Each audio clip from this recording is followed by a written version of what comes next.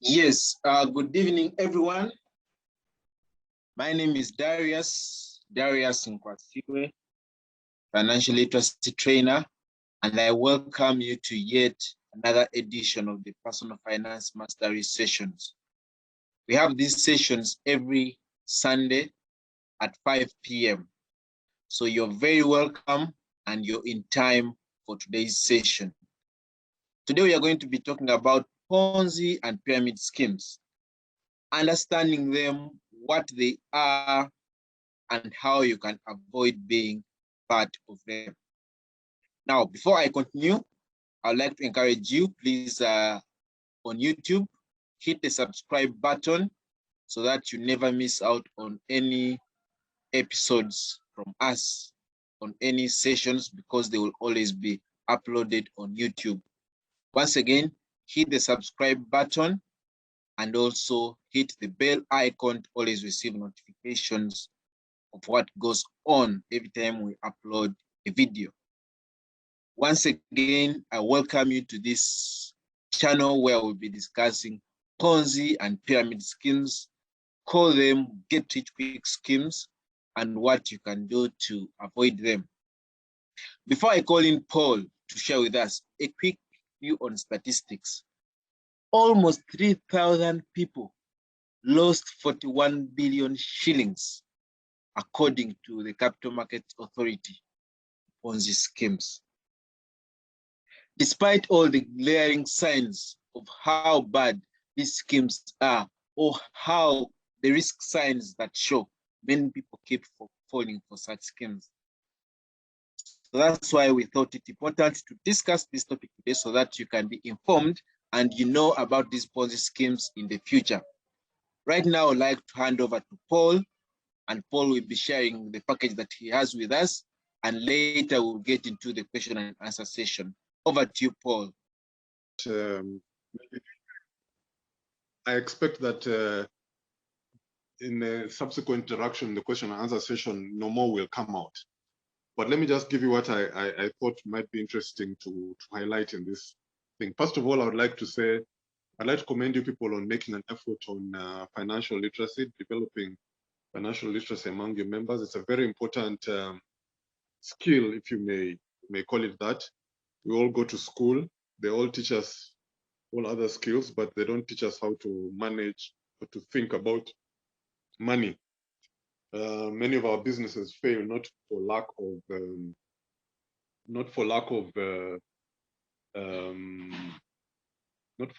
skill in the subject. So if I'm a carpenter, so that I'm a poor carpenter, that my business fails my carpentry, but it's just for lack of financial literacy. That's when I look up and down all the failed businesses, that's a major issue, however much people may think otherwise. So very quickly, Ponzi schemes and how not to fall prey to these Ponzi schemers. First of all, a Ponzi scheme, the design of a Ponzi scheme is such that newer members to the scheme are paid off with older members in the scheme are paid off with the contributions of newer members. It all sounds, it's all it's all fun and games until the rate of newcomers cannot afford to pay off the old comers, and that's how the Ponzi scheme goes haywire.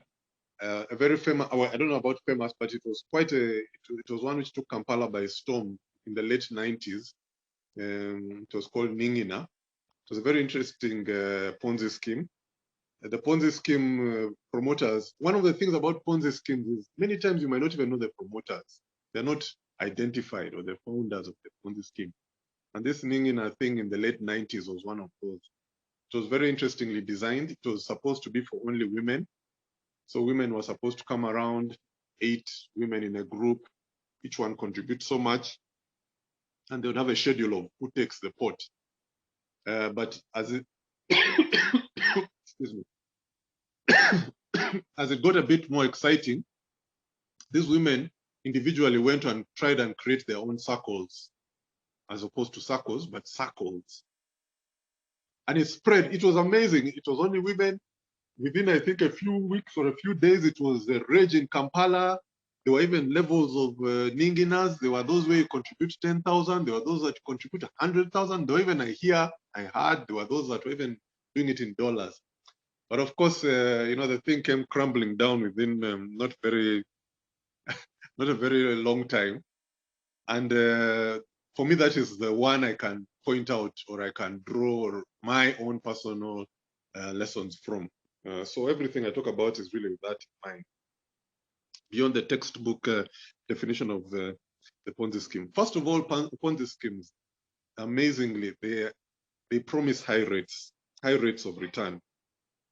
So for example, in that Ponzi scheme of the women, you put your 10,000 shillings down, then after a few days, you'll have 80,000. Essentially, your money has grown eightfold. So those are the kind of returns. Imagine if you and by the time the Ponzi scheme collapsed, people were contributing on Monday and getting paid on Wednesday. So within 2 days, you have multiplied your money 8 times. Amazing, you know, and it just got out of hand that way.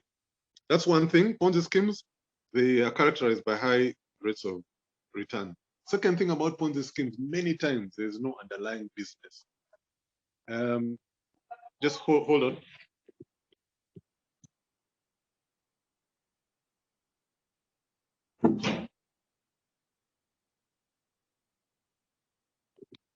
Sorry about that. There's a bit of an interruption.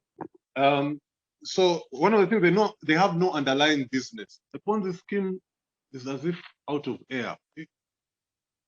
We shall talk about it later, especially a bit about investment. You've got to know the underlying business. And for Ponzi schemes, there's just many times, often not, it's either no underlying business or very questionable business. There have been strange Ponzi schemes about selling, I don't know, all sorts of glasses and all sorts of beads and all that kind of business. But the underlying business many times is not there.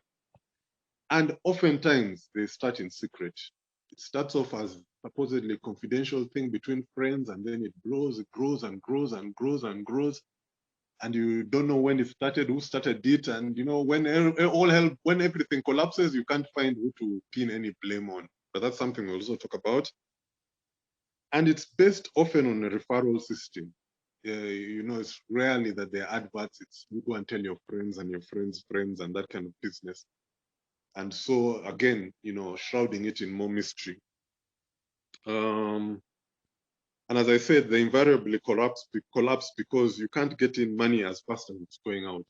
So you might start as I said, with those ladies in the 90s, they started maybe as 8 ladies. By the time that thing collapsed, I think easily there were several dozen of, if not maybe more than 100 circles all over this town, meeting in all sorts of places. They were meeting in Grand Imperial Hotel. They were meeting, and it was amazing. But that's how it got around. So why do people fall for these things? Darius suggested it in the beginning. Says we all want to make money, but the biggest attraction, of course, of these things is that you can make money faster than anything else. You know, the normal return on a business, which is legitimate, which follows all the rules, is about 20% a year. You know, give or take, it's rarely more than that. If it's more than that, you know, something might not be quite correct. So we are attracted. Greed is really what pushes us to get into these things. And as I like to say, you know, when something is too good to be true, it is too good to be true. Many times these things are just too good to be true. And just speaking about that, I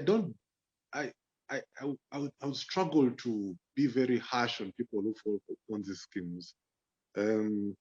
Because in financial markets or in investing, there are 2 things that drive behavior: greed and fear. Now, Ponzi schemes work perfectly on greed.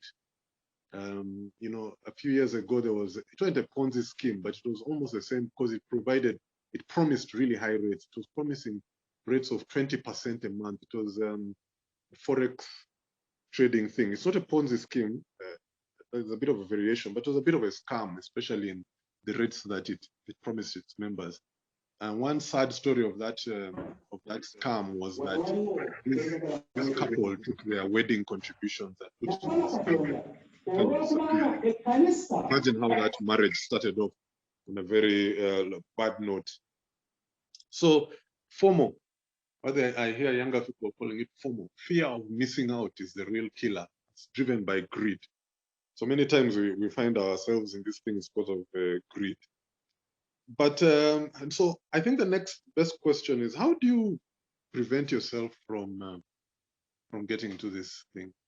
There are two things in investment, not investment. Can you call it? Let's call it financial management. Well, I shall become clear as I speak. But basically, there's gambling and there's investing. They're two different things, although gambling may even look like investing. But gambling is, let me start with investment. Investment is the commitment of money, time, or resources with the fair expectation of a return at the end of the day. Gambling is the commitment of resources with the expectation of super profit in a very short time, especially time is, in the investment you can get super profit, but it can come over a long time. We shall talk probably about that a bit later. So there's a difference. So I put Ponzi schemes as gambling, because sad as it is, there are some people who benefit from Ponzi schemes. Normally, the first people at the top of the pyramid. The Ponzi schemes are also sometimes called pyramid schemes. The first guys who get in and get out can make a killing, but it's the guys who come out at the end that lose. So it's kind of gambling in that sense. While investment, you put your money aside, you commit resources with a fair degree, fair expectation of getting a return. But even to go further, let's look at the investment process. There are certain, somebody told me once, there are 4 M's in investment. And if you know these 4 M's in the investment game, so to speak, you can then measure a Ponzi scheme or any other scheme you're brought into to determine whether it's worth being involved in or not. So the 4 M's are: 1, meaning, or as I said earlier, understanding the business. Meaning, some people invest in things because they have meaning to them. So for example, I might be a guy who invests in schools because I believe education, apart from, of course, making me some money, education is a useful good to deliver to society. So meaning, that's meaning, but also understanding the business. What's the underlying business? A genuine business has an underlying, what do you call a business model? When you put money in, what do you do and it comes out the other side more or not? The second M is management. Can you determine the management? Do we know the management? Do we know what their competences are? Do we know their record in this particular field or not? That's very important, because you can have all the money in the world, but if you have poor management, you're going nowhere. In Uganda, I always laugh when I hear people saying, Ugandan businesses fail because there's no money. And I keep telling people, if you have good organization, the money follows you, and they think I'm just shooting the breeze or stuff like that. But that's key, management. So the second M of investment is management. The third M is it's called a moat. Now in medieval Europe, castles used to be surrounded by water. That was called a moat. So to get into the castle, it was a way of defense. To get into the castle, somebody would have to drop a bridge for you to cross over. If they wanted to secure themselves, they lift the bridge and you can't get in.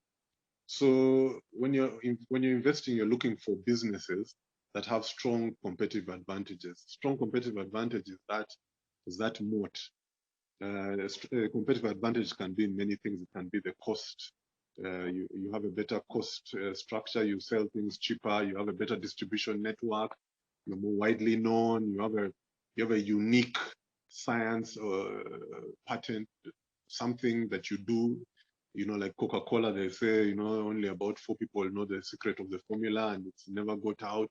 That's a unique thing. A competitive advantage can be any of those advantages. And the fourth M you're looking for when you're investing is what they call margin of safety. Basically, you want to be buying something at a discount. So imagine somebody comes up to you and is selling shirts and is selling them wholesale. Of course, you can't use all the shirts yourself. But the shirt in a retail shop is, let's say, 100,000. This guy is selling them to you at 50,000. You know, the margin of safety or the discount is 50. You know that if I take these shirts, I buy them at 50, I can sell them maybe at 100. So that's when you're investing, you're looking for actually those kind of discounts. So you now, if you overlay these 4 M's on a Ponzi scheme, and I think this is maybe this is the crux of the whole talk. If you overlay these M's on a Ponzi scheme, think about it. As I said earlier, there's many times no underlying business on the scheme. It's just give me your money and I'll give you more. You've got to ask yourself, what are you doing with this money that will allow you to give me more? Hopefully you're not printing it from in the back of your in your garage at home or something. But there must be a way you're doing it, because as a Ponzi scheme, suppose they sell it as an investment. So you need to understand what is the underlying business. Some Ponzi scheme guys have become very smart. They can produce something that looks like a business, and they'll catch a few people on that. 2, think about it. The second M, again, management. These Ponzi schemes, many times, they really don't have a defined management. You just can't tell. Who are these guys? What's their competence? Where have they done this before? How did it work out? And all that kind of thing. Many times these guys just turn out of the blue and promoting this thing. They rack in a lot of guys, and when they note, and they're always looking, they know this thing is going to fail. So they're the first guys to skip town when all hell breaks loose. So that's how you know a Ponzi scheme. I don't want to talk about competitive advantage. I mean, maybe you can work that out. What competitive advantage can the Ponzi scheme have? Maybe except the smooth talking of its promoter. And what discount are you getting? Okay, the promise of, like in those ladies in the 90s, I put my 10,000 and I get 80 before Wednesday. Put it on Monday and get before. When it's too good to be true, as I said earlier, it's just too good to be true. So those are the 2 things you need to look out for. What's the underlying business and what's the management? Determine whether this is a credible investment. Because, by the way, of course, interestingly, Ponzi schemes, when they come to you, they don't tell you we're a Ponzi scheme. They come as supposedly a genuine investment. So that's how you check them out. But finally, I want to also say that when you hear a return, if you can work out the return on investment. So as I said, like using those ladies as an example, 10,000 and 8-fold increase in 2 days. If you did that as an annualized return on investment, you're talking about a few 100% a year. I'd have to do the math on that one. I didn't, sorry, but maybe I'll have done it by the end of this talk. You just know there's something wrong immediately. I mean, first of all, those kind of returns, by the way, are often not legal, probably with drug lords and those kind of characters. So you want to check that. So that should be the first red flag. The return on investment. If it's too high, you've got to wonder. And I understand for many people the speed of wanting to make money very quickly. Unfortunately, the saddest thing for many of us, we want to make money quickly so that we can move around and show people that we're rich, which is a sad motivation to make money. But that's probably how the Ponzi schemes guys rope us in with our greed. But I want to suggest to you that returns on investment of 5 to 15% are not very bad. I mean, especially if you take advantage of what is called compound interest or the compounding effect.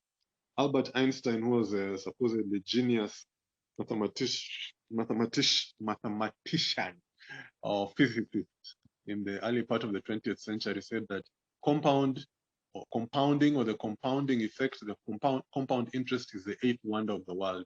So compound interest many times is interest being paid on interest. So just as an example, if I had an investment which was giving me 5% a year, which is quite low, well, you should be aiming for more than that. Over 20 years, it would have almost tripled my money. And you think, oh, big deal over 20 years. But I keep telling people that, if you didn't start tripling your money, if you didn't start investing your money at 5% 20 years ago, you'll not have triple. Anyway, And one of the things they say, investment is like trees, like planting trees. The best time to plant a tree was 20 years ago, but the next best time is now. But just imagine if you had a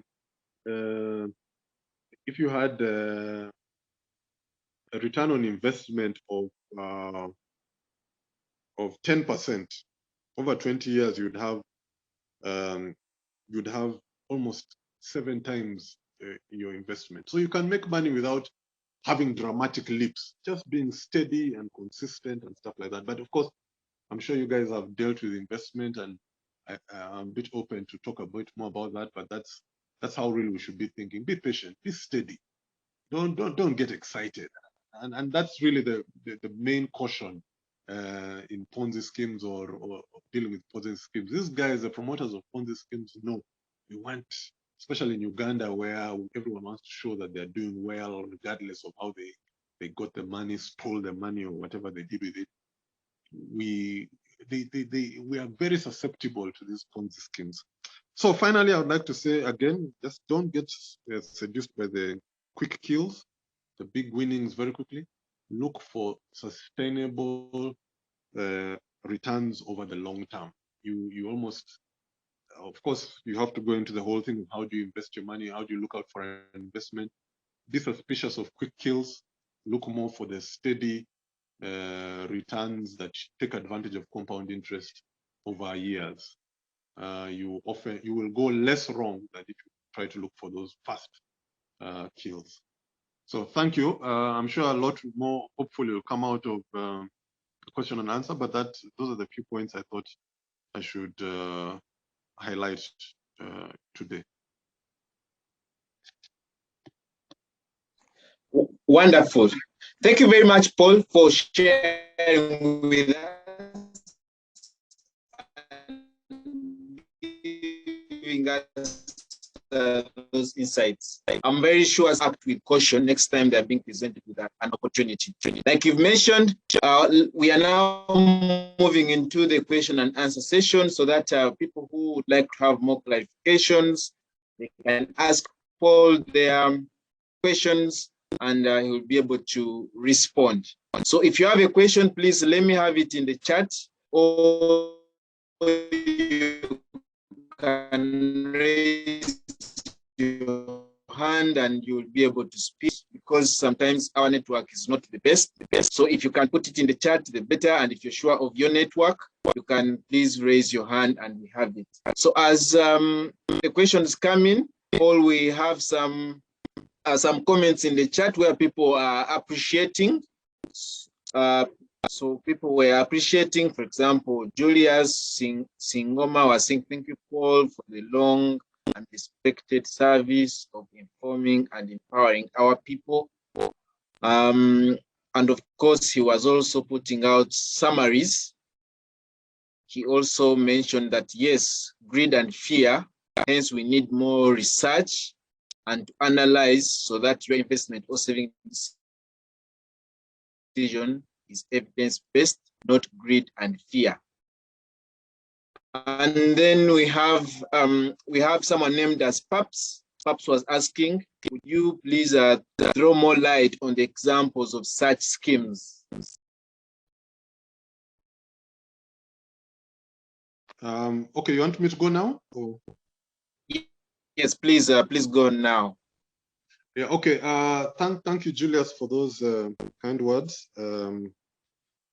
I think personally, I think financial literacy is critical, and our education system does a disservice in not prioritizing it. So any such efforts as this today, or this initiative which comes on, I understand, every Sunday, is good.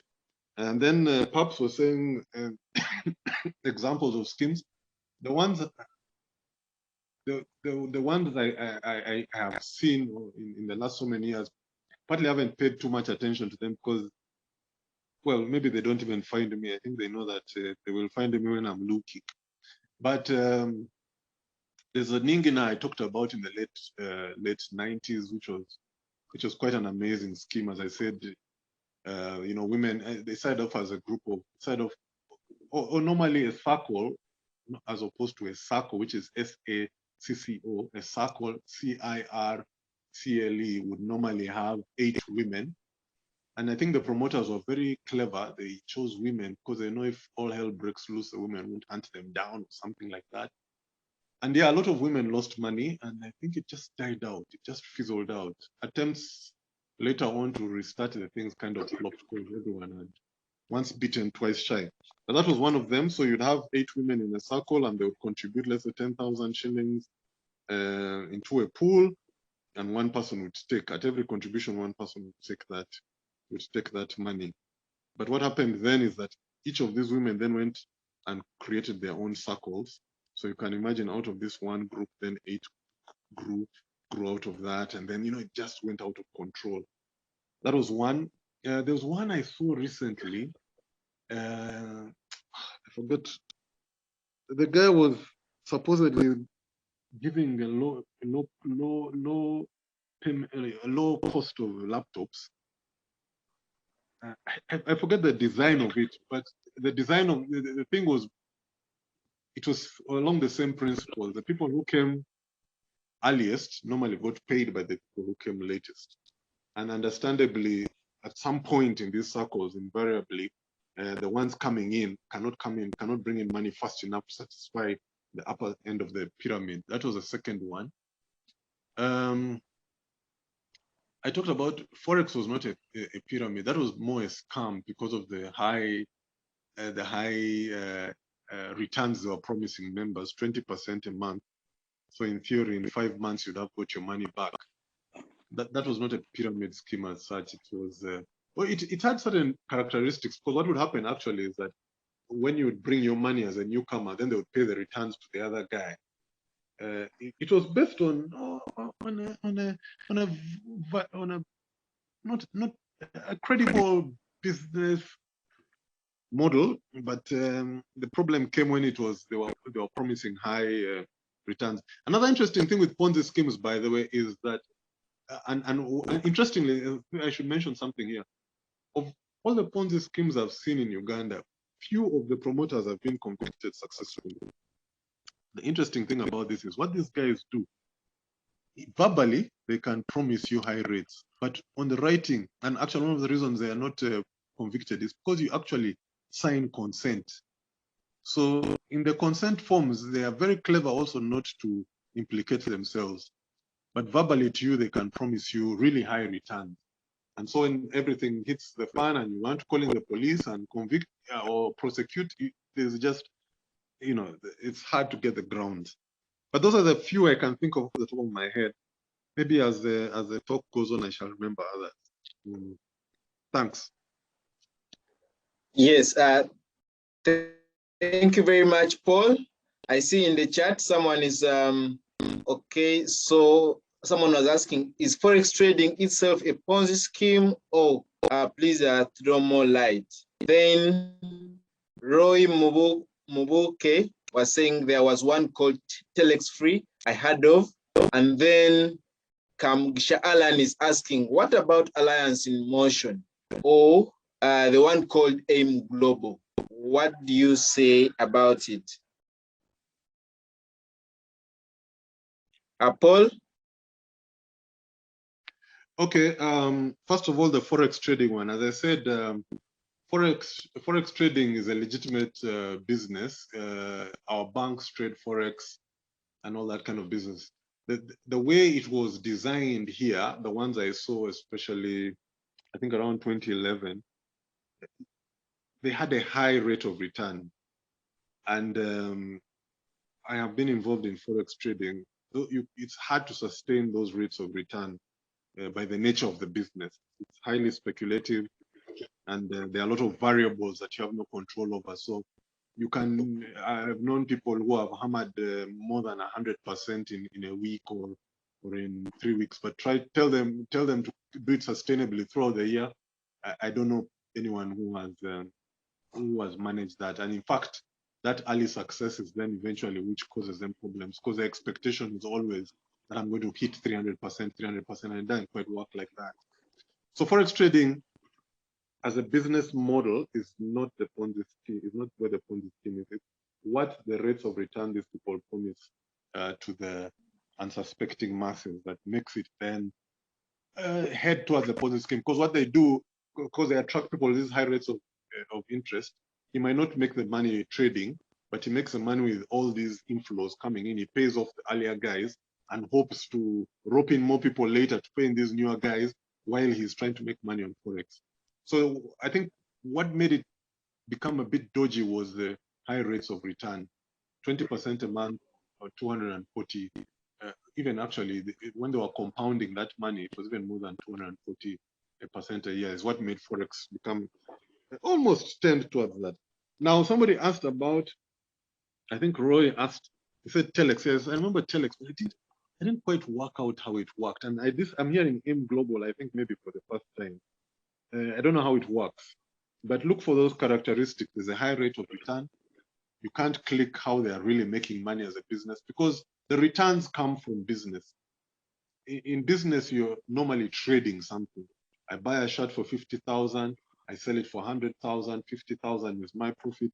If I've got investors who have got partners in it, we shall share the 50,000. So all these schemes, ask yourself, what is the model? How are they making money? What is the business model? The business model is how are you making money? I sell shirts, I buy them at 50, I sell at 100. That's how I make money. Ask yourself that. Secondly, again, as I said earlier, management. Who are the managers? If you Google these guys, are they there? Have they done this business before? How has it worked out before? Many times that's where the red flags are. And of course, the ultimate red flag is the rate of return they promise. That is where the real trick is. You see a rate of return of, more than let's just say, I think more than 5% a month. You start you really have to look very hard. It's not impossible, but look very, very hard. 5% and above a month is a red flag. Thank you. Thank you, Paul, once again for sharing with us. So I see someone is asking. Many people are posting questions in the chat and asking, is this and this a Ponzi scheme or not? Now, I would like to mention something. Like Paul indicated, he may not have interfaced with each and every Ponzi scheme that has come around. And sometimes, maybe because they know he's quite informed, they may not get to him. But I would like to encourage you, look out for the characteristics that he has given us. What are some of the things that this scheme or this lucrative investment opportunity is promising? And if they come in a way of asking you to invest, you need to ask yourself. I remember the one he talked about that was in Ruzilla. So what they were promising was that so you would buy tablets and computers at a cheaper price, and they were promising that they have educational materials. They were claiming that their goal is to make sure that each and everyone can afford a computer. And out of that, you would be able to get returns on investment. So, but actually, and so they would claim that as you buy these tablets, you're getting shares, and it is from these shares that you're going to be able to make payments in the future. But when CMA, for example, tasked them to explain their business model, they were nowhere. So they could not explain it. So that brings me to something else that I wanted to mention about this. The Capital Markets Authority is the entity that is put in place by government to regulate all investment activities in and around the country. So when and many of them, maybe that Paul could have missed out, many of them actually tend to come to these guys that they are registered until you start to ask and probe a little bit longer. So if they claim that they are registered, you need to find out registered and regulated by who. I know sometimes because we want quick money, we tend to overlook these red flags. But in the chat, I'm posting an article from the Capital Markets Authority, which also gives some indications of Ponzi schemes and the red flags that you can always have to look out for. So you need to be sure, cross-check yourself. When they say that they're regulated, who is regulating them? How are they registered? So those are some of the things that you can always look forward to. Back to the comments. Yeah, like I said, someone was asking, is Bridgewater and Tesla, if you know them, scammers, schemes? Then someone was also asking if CHY Mall, if it's an example of a Ponzi scheme.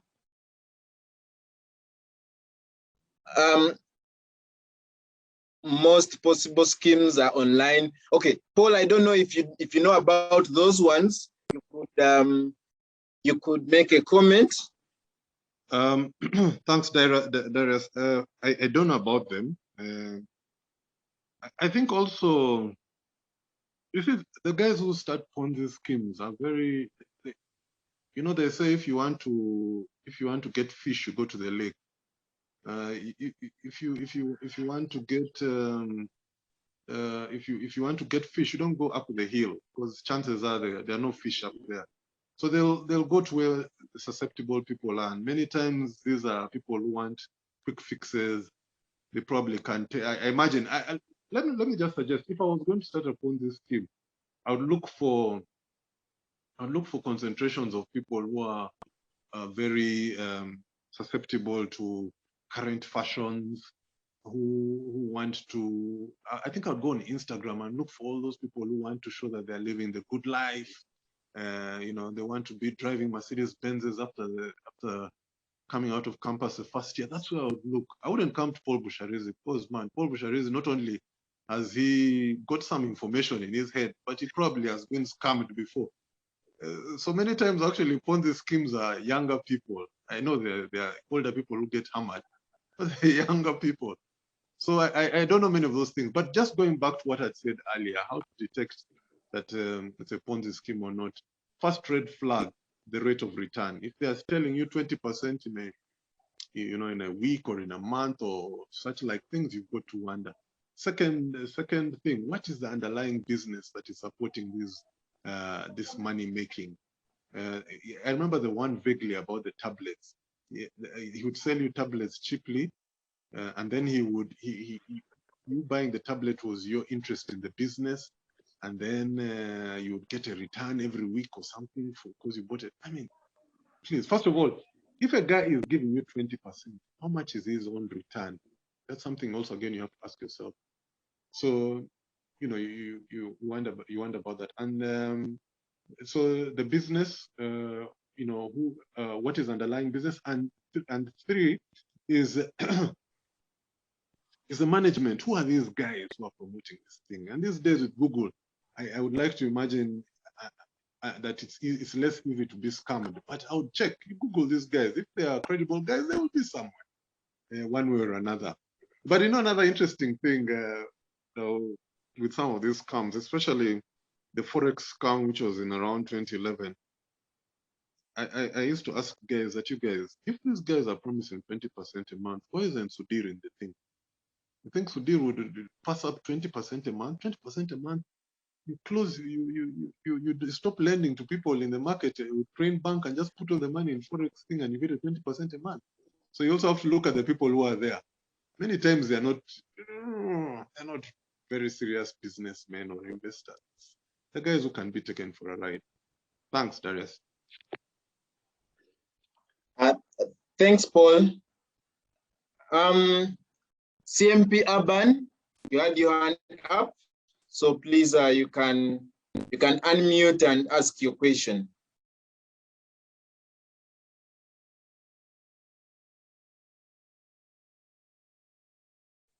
Thank you very much, Darius. I hope you can hear me. I trust my network.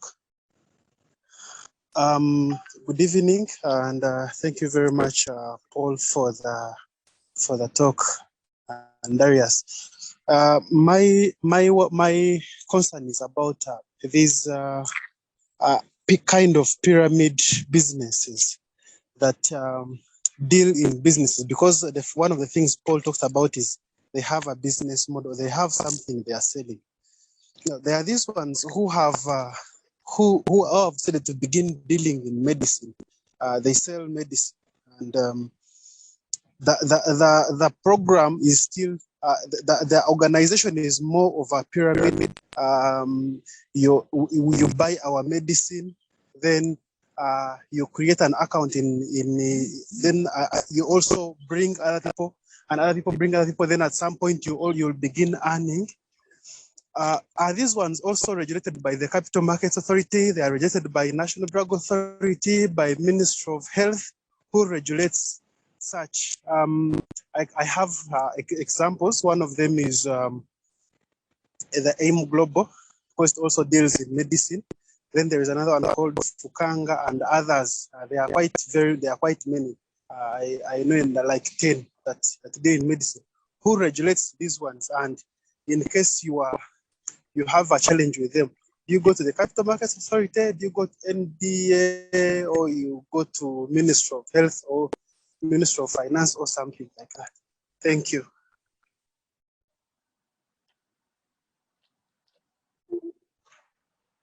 Thank you, Aban. Before Paul comes to try to respond to this, I'll read this comment from Julius Singoma. He's saying, Paul, those tips on due diligence that you've shared are critical to determining whether the offer is genuine or fake. The problem is people forget the old phrase of think before you act. All right, thank you. So Paul, you want to respond to Aban? Okay, fine. Aban, I think the issue really is about due diligence.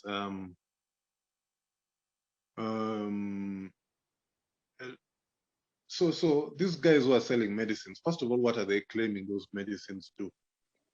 Actually, when you check the fine print, they might not be in the agreements. They might not even be saying they're medicines. They probably are supplements or something like that. And when they talk to you verbally, when they know they can all say, they probably tell you it's are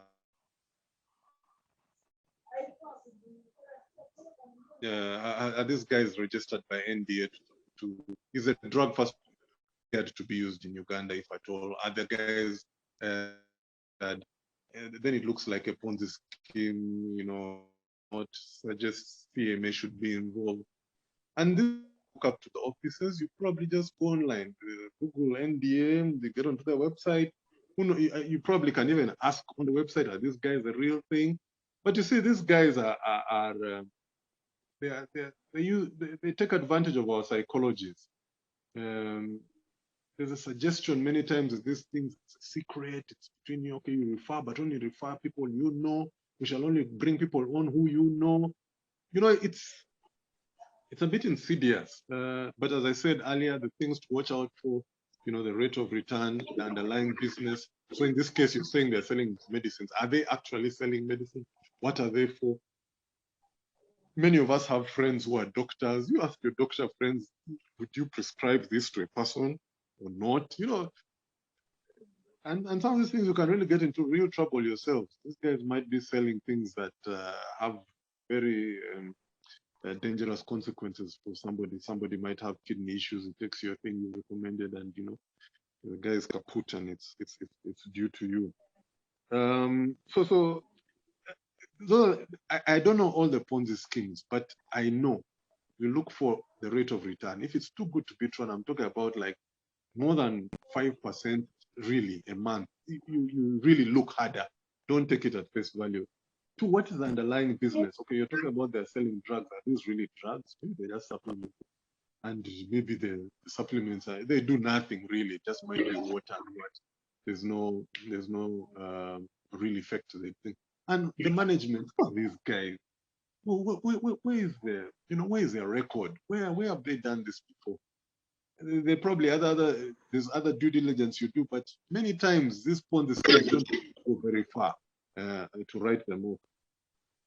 Julia was talking about due diligence. As I said earlier, you know, in investing, in doing business, there's always the two drivers are fear and greed. And Ponzi schemes take advantage of our greed. We want to make money very fast. We want to make a lot of money very fast. All that kind of business.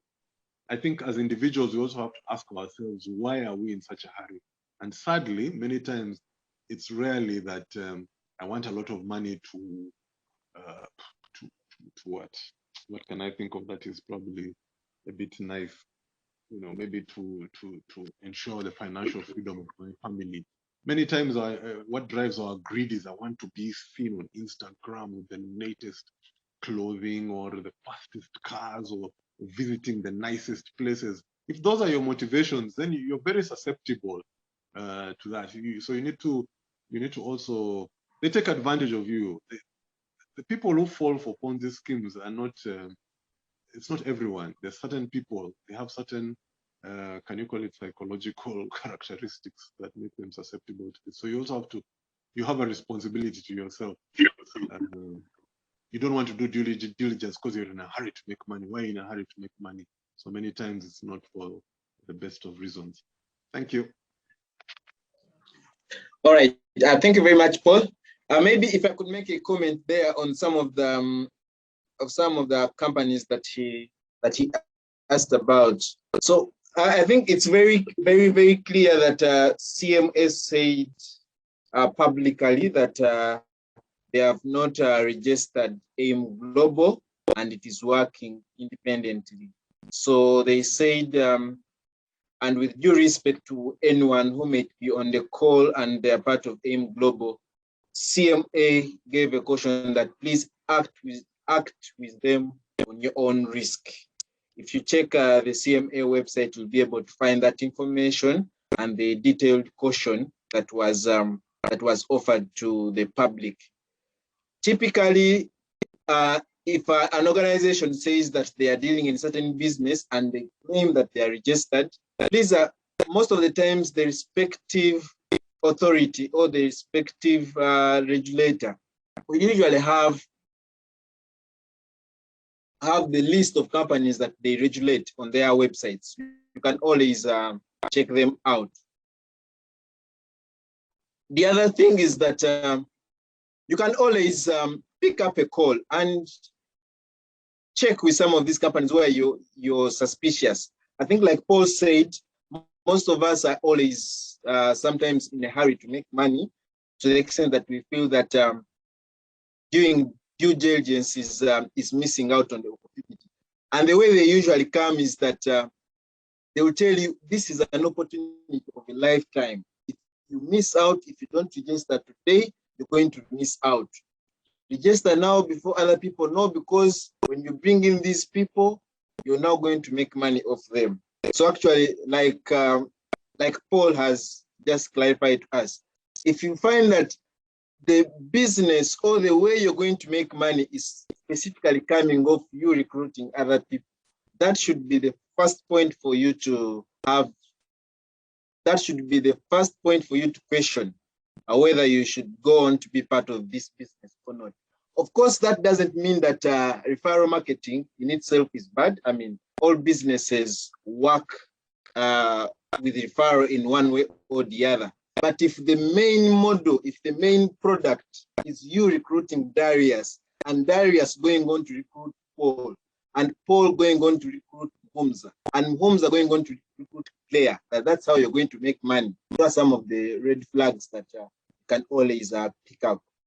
So lastly, I would like to pick up this question. Maybe Paul, you can give your comment as the last one. Someone is asking about cryptocurrencies. What about these cryptocurrency schemes? What would you like to, do you have something you could say about them, Paul?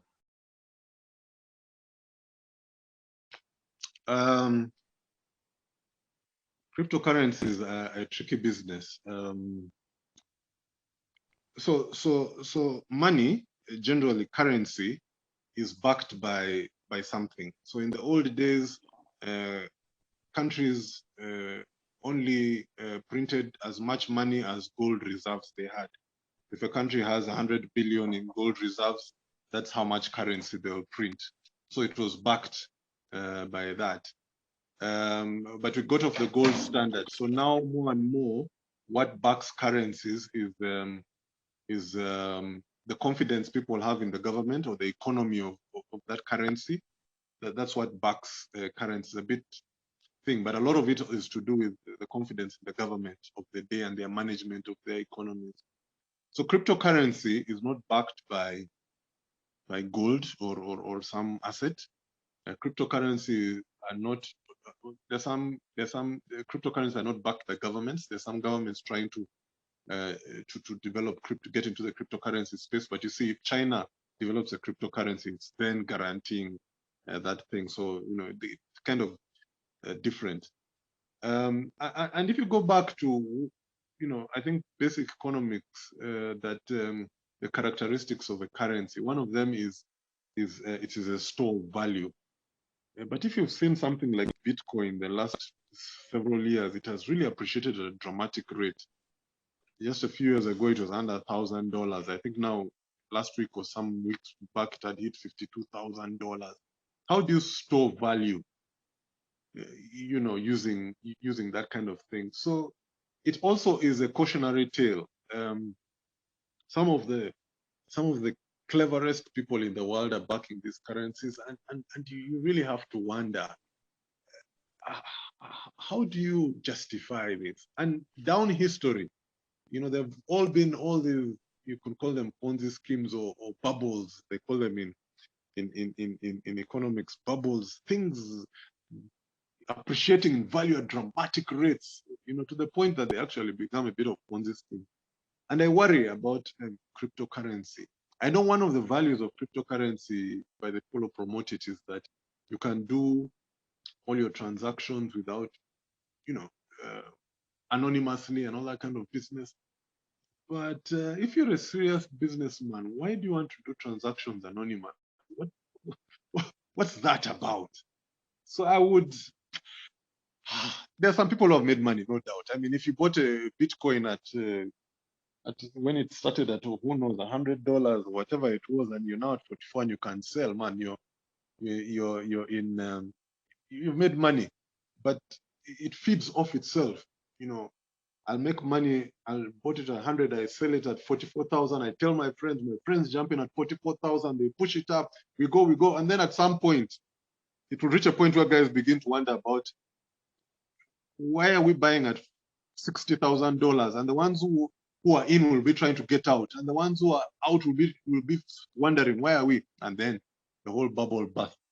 The interesting thing about bubbles is that in history, everyone has said there's certain things that cannot go down in value, like land, for example. I always laugh at that one because land can be susceptible to these bubbles and can collapse. Even we've seen it here in Kampala.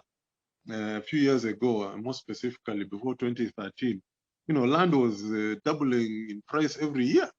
And now suddenly after 2013, and there's a very important event that took place in 2013 that made land not be as lucrative as it is, happened. And then land is not so lucrative. You now have to be like everyone else and wait for a longer period of time to see appreciation in the land. But yeah, so cryptocurrencies, I would trade. There are slower ways of making money, but more safer ways of making money than cryptocurrencies. If I was to talk about what would I do personally, I would avoid them like the plague.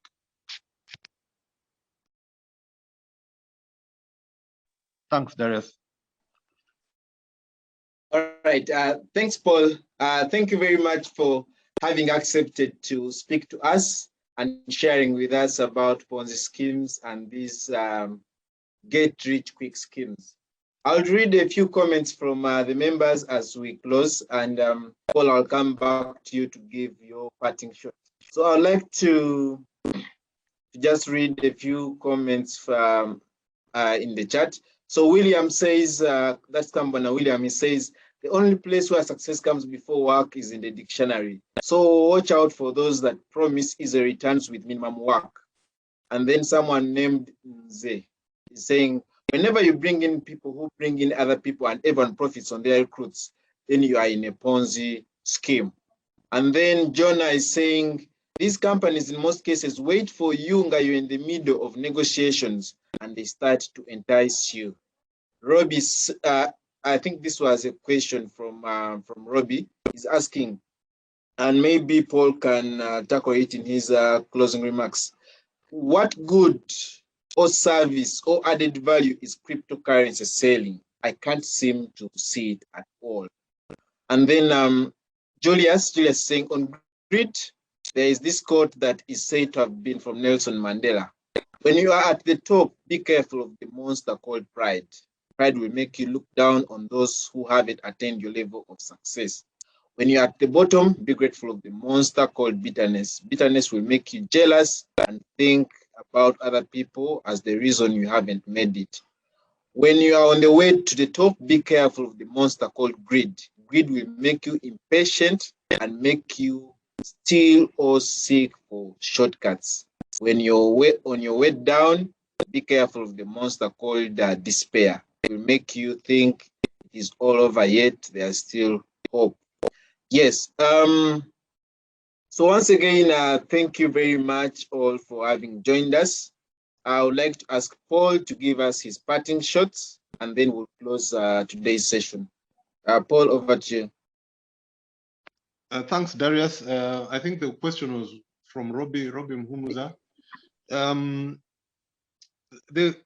Okay, so Bitcoin, cryptocurrencies are supposedly a currency you can transact with on certain things. So they're a bit dubious. The jury is still out on them on whether they will sustain themselves or not. But the underlying technology, which is the blockchain, which is a system of decentralized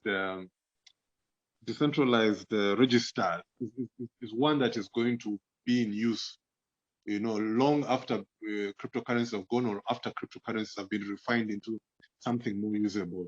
So the blockchain technology is where the real action is. And that's where the real value is to that whole thing. And unfortunately, blockchain is being overshadowed by cryptocurrencies. The negativity around cryptocurrencies is overshadowing the value of blockchain. But that will come, maybe people can Google blockchain and what the value is really in that technology. But finally, I think as parting words, let me say this, that again, as I said, financial literacy is important. If you look around yourselves, the person who is making more money than you, let's say genuinely, is because he knows something that you don't. You're making more money than the person who is making less money than you because you know something that they don't. It is knowledge that makes a difference. People tend to downplay it. They underrate knowledge. It makes the difference, especially in improving our financial situation and in our journey towards like financial freedom. There are things I know you may not know, and maybe I profit from them. There are things you know that I don't know, and that's why you profit from them and I don't. So and also talking about Ponzi schemes and what there's an issue about risk. Risk is mitigated by knowledge. So the more you know, the more what to an ignorant person looks like risk you can take, because you know how to mitigate against it. So thank you very much for this opportunity. I hope it at the bare minimum spurred some thought processes among your membership, and the conversation never ends. I'm also going to go back and also study Ponzi schemes a lot more, make sure I'm not caught in one. Because as somebody said there on your, as you go up, one of the monster you should fear is pride. So sometimes even you, when you think you know too much, you can, there are Ponzi schemes for people who think they know too much. So I'm also going to try and study more Ponzi schemes and understand them better. So hopefully I don't fall victim to them. Thank you very much, Darius. Fantastic. Thank you very much, Paul, for those remarks, and thank you for having joined us. So like you mentioned, so these sessions are meant to spark the curiosity in us so that we can go back and do more reading.